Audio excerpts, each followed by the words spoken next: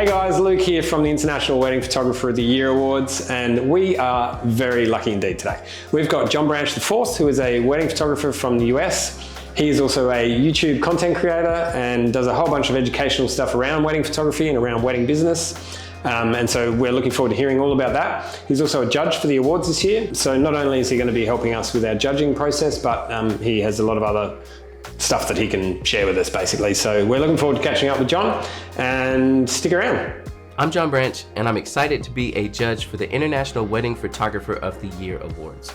So John, tell us a bit more about your wedding photography journey, and tell us one thing you love about being a wedding photographer. Yeah, so I got my start as a wedding photographer pretty much when I started my photography business. I needed a second job because I was starting a family, and instead of just getting a normal second job, my wife told me I should get a business or start a business. So that's what really leaned me into wedding photography. Wedding photography was really the only type of photography that felt right to me. When I first started, I did try a lot of different styles, but engagement and weddings really just stuck. And I don't know, I just like people, I guess, and seeing people having a good time and being in love. And that's what kind of led to me pretty much leaning on wedding photography. Another thing I think I like about weddings, and this might just be my approach, is that I love the consistency you can have in a wedding day, because weddings are kind of a product that you're marketing to your couples, but then also there's a lot of creativity and emotion within the lines of those weddings. So, like, I know I'm gonna take certain shots throughout the day that I have to get there. You have to get the kiss, you have to get the bride and her mother, her grandma. There's certain shots you already know you're gonna have, but then there's also like your eye interpreting things that are kind of unseen to the average person as they're at a wedding. And I think that's what I love the most. I don't know about you, John, but my family sometimes get a bit concerned because when I'm driving along in the car, I'm quite often looking out the window and not at the road, because I'm looking at some amazing light where I'm thinking, oh, that is an awesome location. I'd love to come back here with a bride and a groom kind of thing. Or a bride and a bride or whatever, yeah. Yeah, you get that? Mm-hmm. Yeah, I do that a lot, actually. I have a hard time, so I travel for a lot of my weddings, just mainly up and down the East Coast in the US. But I find myself in new areas just driving around like, oh wow, this would be super cool. Oh, what about that? That would be awesome. And yeah, you're just like looking like, that's a great spot. Yeah, no, I hear you.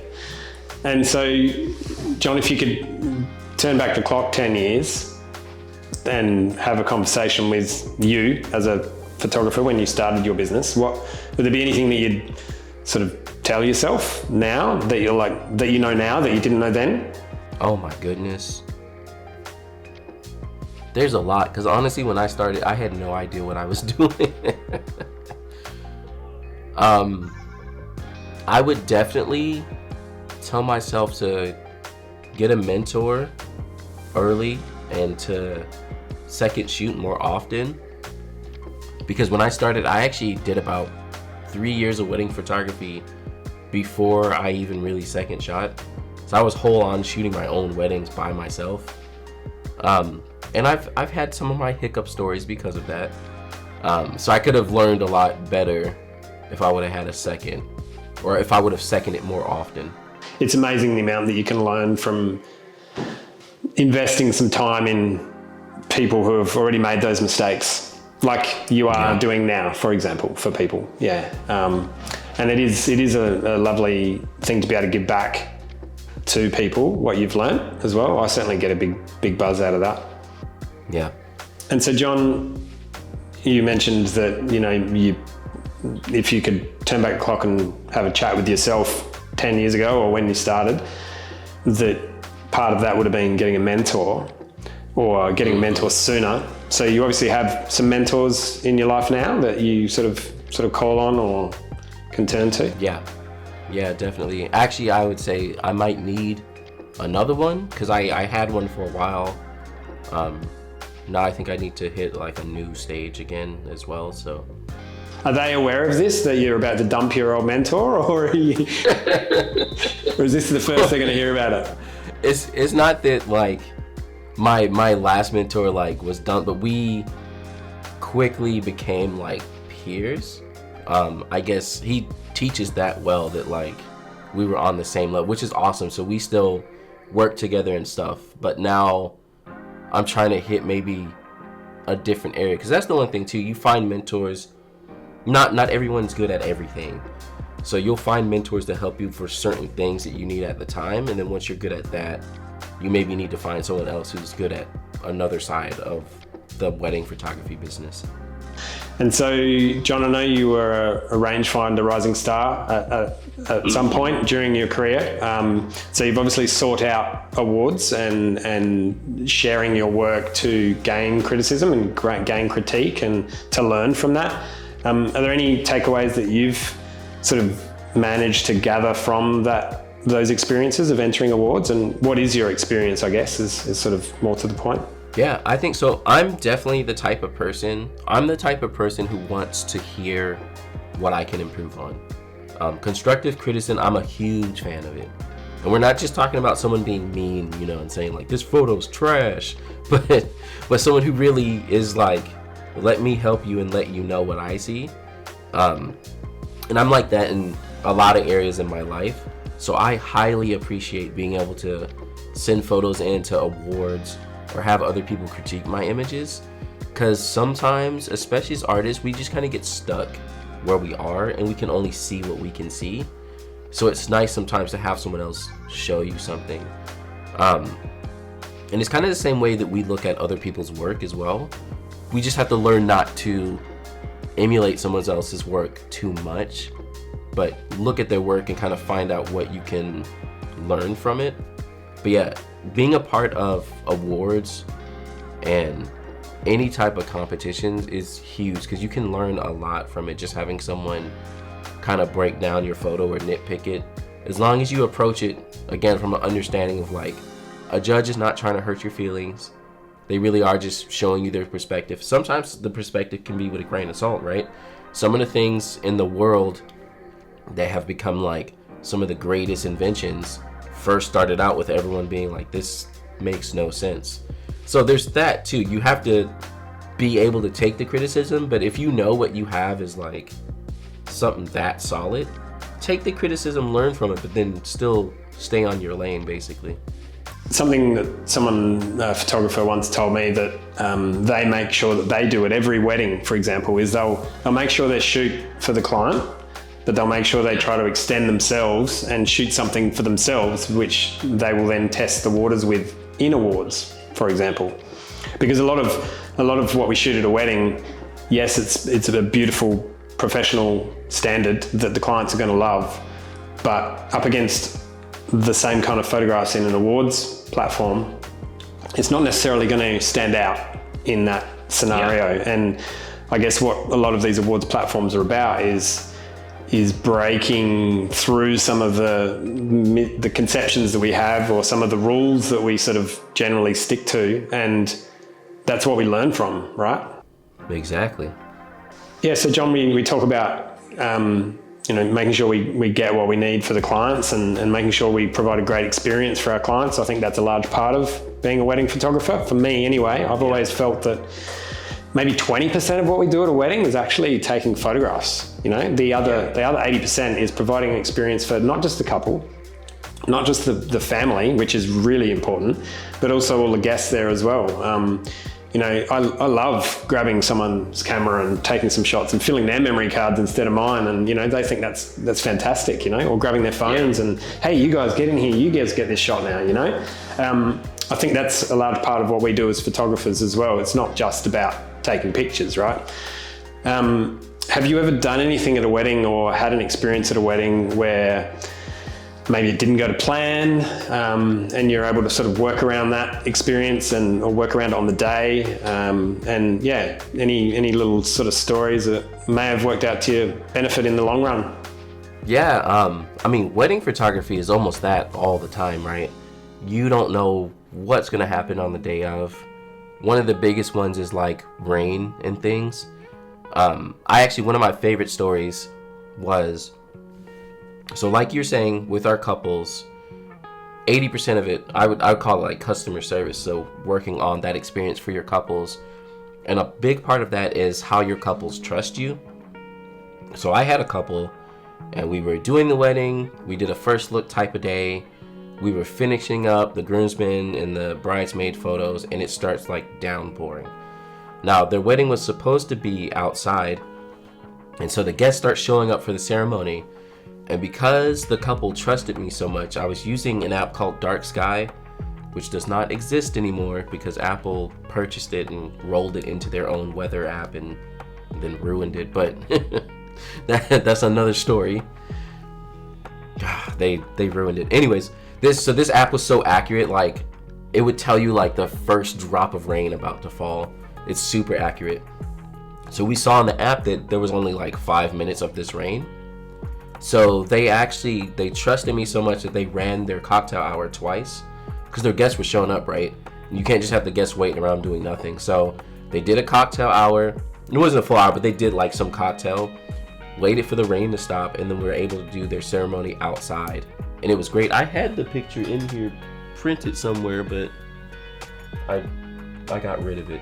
I can't remember where it's, but it's one of my favorite photos. It's them walking back after, like the first kiss and everything. They're just like super excited because they were able to do what they wanted to. It was such a great experience, and they were super trusting. No one was like extra stressed out. It was really good. That's unreal. And I think that's, on a side note, I think that's one of the great things about having some photos before the ceremony as well. Like you said they had a first look. Yeah, I talk about it. I try my best not to talk couples into first looks. Like I want them to do what they want to do. But yeah, I'm like, look, because if for some reason the weather's bad, we have 2 different sections of the days where we can do portraits. We can do a little bit before, we can do a little bit after. Or we can do some before and then do 2 minutes of some after so you can go hang out. So yeah, first look days are best time-wise. So John, obviously you have a relationship with Imagen AI. What's your feeling on using AI for your editing and for your workflow, and how have you found that? Has it been a blessing in disguise? Has it been a curse? How are you finding that whole geography, I guess you'd call it? Yeah, so I'm a huge fan of AI for editing. And I know the conversation around AI right now with photographers is kind of wishy-washy. A lot of people are scared of it, but what I've come to find, at least, is the type of AI I like is what I would call like assistant AI rather than creative AI that's just trying to create things. So Imagen falls under that assistant. It's literally the same difference as if I was outsourcing my editing. And that's how I think it's assisting me editing, nothing more. So I've been a huge fan of it. I think it's totally worth it. And the accuracy of the photos is kind of ridiculous between that and the speed that you're getting the edits back. So I've been using Imagen now for, I want to say 3 years, maybe 2 to 3 years. And I pretty much use it on every session I do, like hands down. Actually, just to talk about my process a little bit. So I still do my sneak peeks for like a wedding by hand, mainly because I'm just excited to see what some of the photos look like. And do you do that through your Fujis? Like, do you do that through your Fujis? Do you do it at the wedding, or?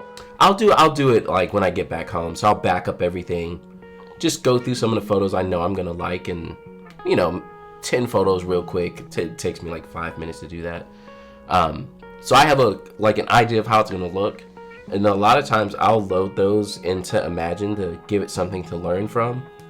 And it's already been learning from my photos. And then after that, I cull and then let Imagen do the rest of the photos. And then how much time do you think you're saving? Like, you get your catalog back, it sort of runs through and makes all those changes for you in your catalog.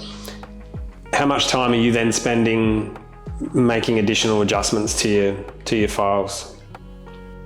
Not that much. I used to say, so generally me editing a wedding would take 8 hours, not in one sitting. I usually would spread it out. Now I would say maybe it takes me 2 hours. And that's only 2 hours because I am kind of extra with how I do my photos. I like make smart folders and separate the different sections of the day. So that takes extra time. If I wasn't doing that, it would probably bring it down to 40 minutes, if even. If even, because really, after Imagen has done my photos, I normally don't even have to go into develop in Lightroom. I'm using the like quick develop tools in the library, yeah. And you can literally just, if a section's a little bit overexposed, you just select all the photos and hit the little button and it brings them all down. So yeah, real quick, like if it were a race, I'm sure I could get it down to not even 20 minutes if I was really trying to go fast. Yeah, nuts. That's crazy. And how many files would you deliver to clients on most days? So I quote my couples an average of 650, but I tend to over deliver. So I'd say it tends to be more like 1,000 to 1,200, depending on the day. Yeah. And is your coverage based on unlimited coverage, or is it hour based and then add on, or how do you build yours? Yeah, it's normally hour based and then add on. Right now I'm at 9 hours, and I try to, so 9 hours is like a comfortable space to me. I feel like it gives you just enough time to be at the reception for a little bit longer, but also start earlier in the day. And then you have, the couples who only want like 6 hours or so, but that just means they're not really getting ready photos or something. Oh, so it sounds pretty similar here. And is the format there, like here, it's bride and groom prep, onto the ceremony, and then congrats, group photos or family photos, and then drinks and canapes, and then either taking the couple away from the drinks and canapes or having them share a bit of that time and then taking them away, and then into the reception. Is that same kind of format there for most days? Yep, that's pretty much it. Yeah, cocktail hour, family photos, that's the drinks and canopies. And then that's what I call a traditional day, because we'll pull the couple then and we're doing family photos, the whole like bridal party, and then the couple portraits. And the first look days are the non-traditional days where we did some photos before. So then after the ceremony, I do like a little bit, and then I can let them go to the cocktail hour. And John, do you like taking your couples out of your reception for like that 5 minutes of the time just to themselves, just to kind of get them away from everything again once they've sort of loosened up a bit, and just maybe at sunset or things like that? Sometimes I do that. It really depends on the couple. I've had a couple of couples recently that just don't really want to take photos. So when they're like that, I'll just leave them alone. When they really like photos, I'll come by and be like, hey, 5 minutes real quick. Let's go before the party really starts and like take some really cool photos. I like that too, because then I can be more creative in that time, because they know like I'm really pulling them just for cool photos. Yeah, that's awesome. And that's that experience thing as well, again, isn't it? It's showing that you care enough to do that, like you could be lazy and just go, nah, I've got everything they need. But yeah. So John, if you had 5 minutes with your younger self, we sort of touched on it earlier, is there anything you would tell your younger self? And is there anything that you would, if you were to have people watching this, if there was one thing that they were to take away from it, starting out their own wedding photography business, what piece of advice would you give them?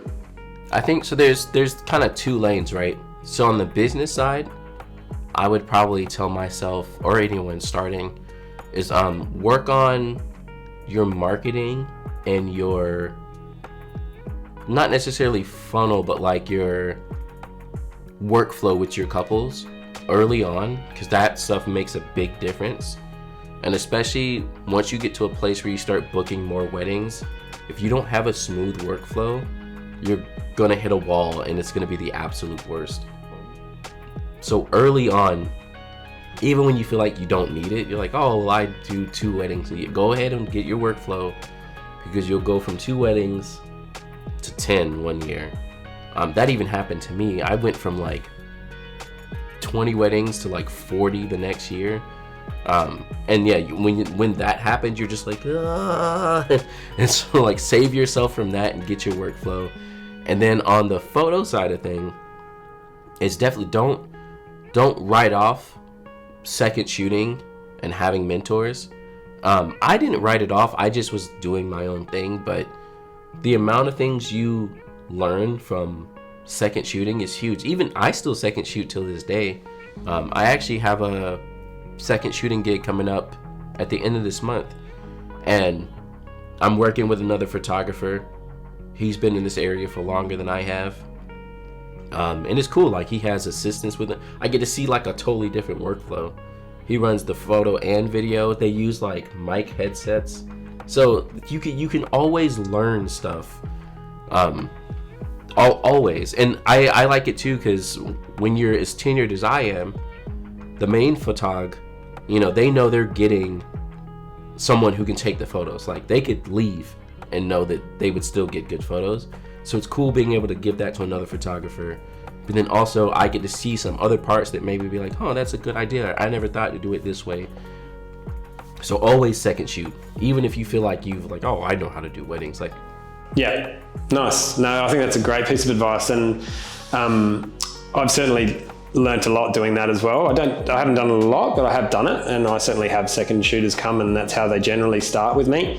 Is they'll start shooting as a second shooter, even if I haven't booked one from, like, the clients haven't asked for one, and then from that they can sort of grow into, hey, I've got a 2-hour inquiry here. I'm already booked. Do you want to have a chat with these guys? So it's a nice natural progression through, especially if you can trust in their work because you've had them working with you and they've learned from you, as well as probably taking their own things with them. Yeah, exactly. Yeah, actually that's the big thing too.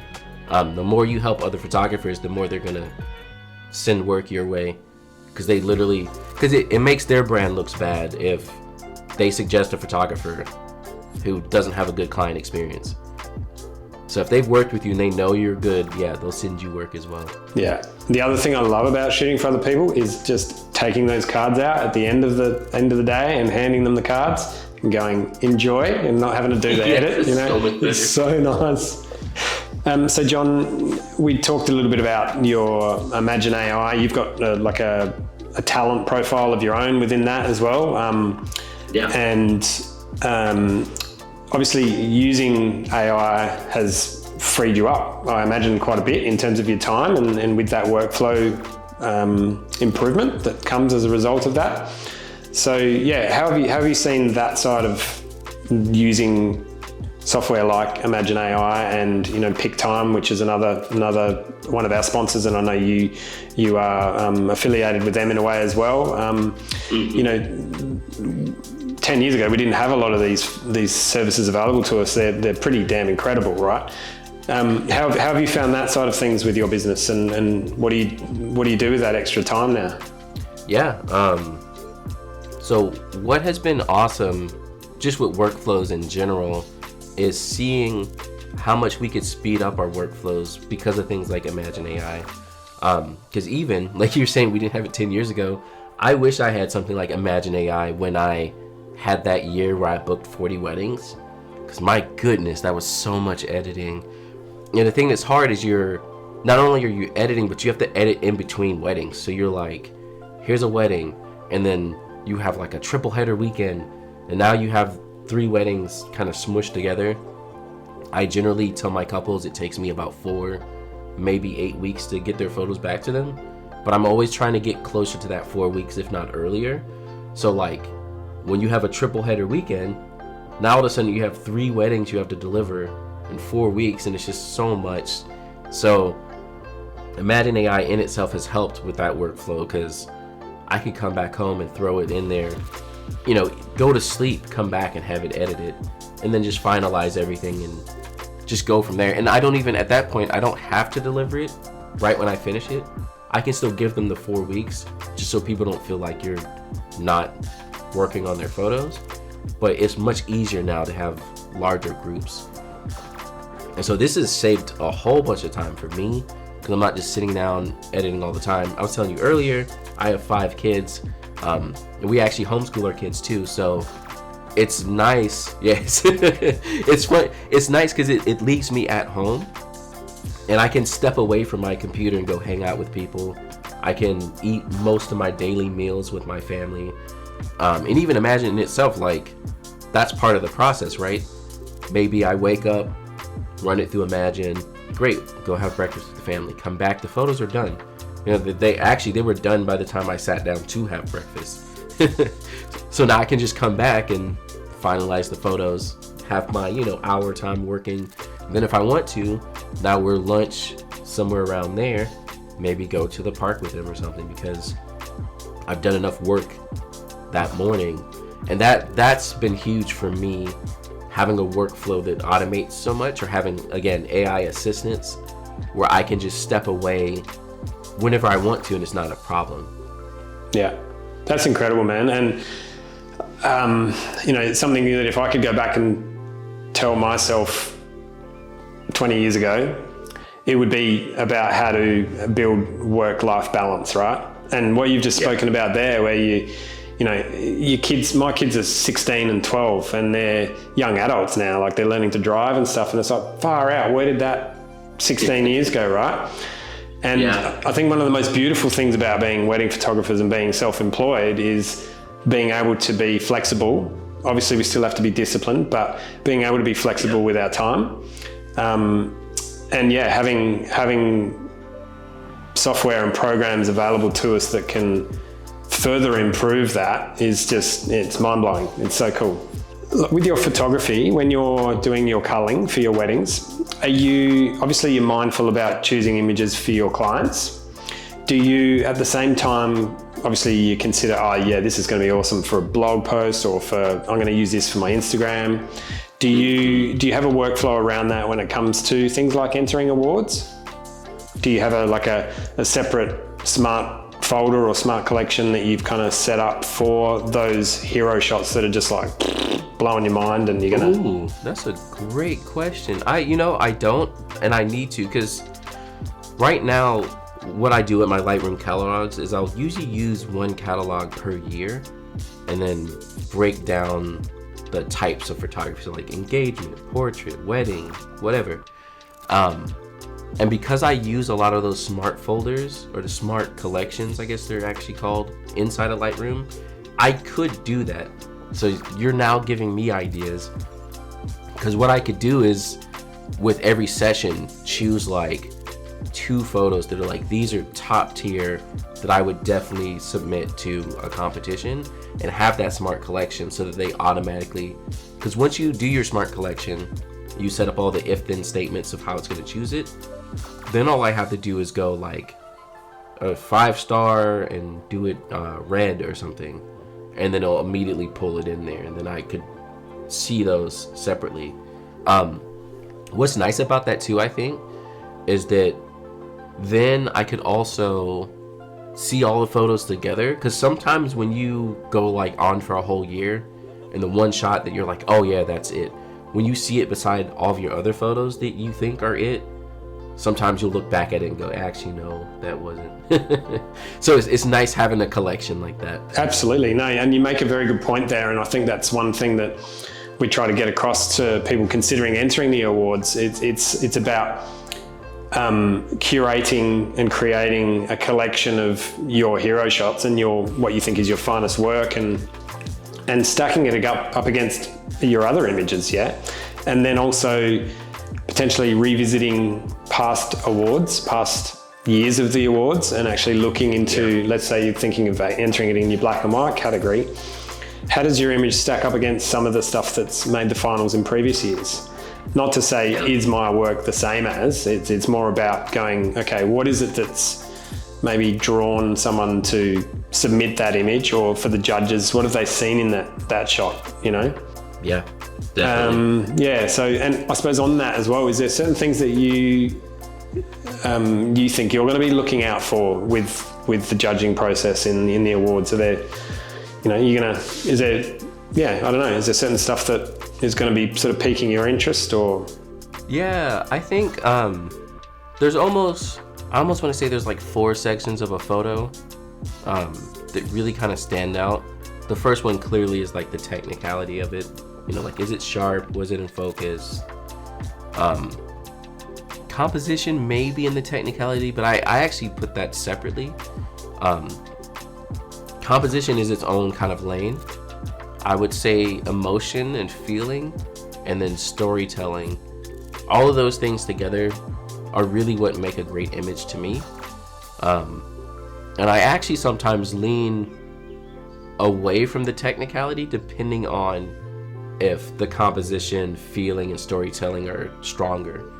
That's even, as an example, like everyone's doing the whole blurry photos now, which everyone has feelings about that, but blurry photos work when the feeling, the composition, and the storytelling are there. So the technicality doesn't matter. So like a lot of people like to just, oh, that doesn't work, it's blurry, but you have to do it in a way that makes sense. You know, blurring every photo you take, no. Blurring for the sake of blurring is yeah. But if it's got movement, or if it's naturally lending itself to that energy, then it makes sense, as opposed to making it crisp and sharp, you know. Like, what did you gain besides obviously having people critique your work from being involved in an awards program? What came off the back of that? Were you able to leverage and make use of the accolades that came with being an award-winning photographer? How were you able to use that to your advantage in terms of your business brand and your marketing, and as well as the growth side of things, which we've sort of touched on already? Yeah, it definitely helps, I think, overall for your brand. Especially, I don't know so much from the client perspective what they kind of think and see about everything, but they're clearly seeing you doing work. So being able to say I'm award-winning for this thing, or I'm being recognized for this other thing, helps a lot, because it just adds to the credibility of your brand and your business. Also, if you're an educator, it helps there as well, because it shows that like you care about the art and you're really trying to learn and do well and be seen that way from other people's eyes as well. Not just like, I take photos and I'm going to teach you how to do it and no one likes your work. So I think that helps. I think another thing it helped me learn to do too is curate my photos better. Because when they're like, send us 10 photos, that's hard. Or even less, like 5, it's very hard to get out of your own head, because we as photographers, sometimes we get to this place where we're just like, I love this one photo for whatever reason, but you have to critically look at it, not just have your feelings attached to it. Learning to curate is huge, because that also goes into your brand and how you're showing your brand to your couples as well. All right, well, John, mate, it's been awesome to spend some time with you and to hear about your business and about what it is that makes you passionate about wedding photography. And you know, we're really excited to have you on board this year as a judge. And until that time, you know, we will catch up with you then. But how can people sort of find more out about you, and where can they go to learn more about John Branch? Yeah, pretty much on the internet everywhere. I am JBIV Photography, so .com for the website, or @ for Instagram or YouTube. And that's the best place to learn about me, is either YouTube or my website. Nice. All right, John. Well, mate, thank you so much again. And we look forward to hanging out with you more in future. Awesome. Thank you.